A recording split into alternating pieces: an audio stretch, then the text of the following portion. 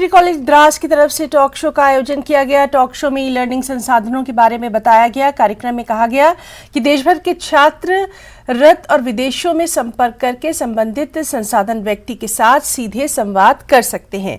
खबर हिमाचल से है। यहां तापमान में गिरावट देखी जा रही है। लाहौल स्पीति की हम बात कर रहे हैं। इसके चलते सुबह शाम यहां ठंड बढ़ गई है।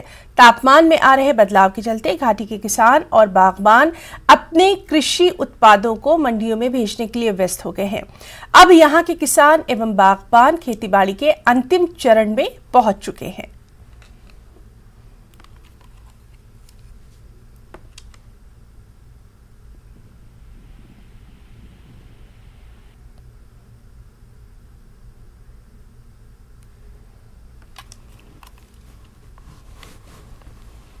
आजकल आलू का चला हुआ जी, मटर गोभी सारा ख़त्म हो गया। अब आलू खुदा चला, इसके आलू का भी थोड़ा फसल उतना खास नहीं है। सर्दियों में बारिश भी, बर्फ़ भी नहीं पड़ा, गर्मियों में बारिश भी नहीं पड़ी, इसलिए फसल में थोड़ा कमी है।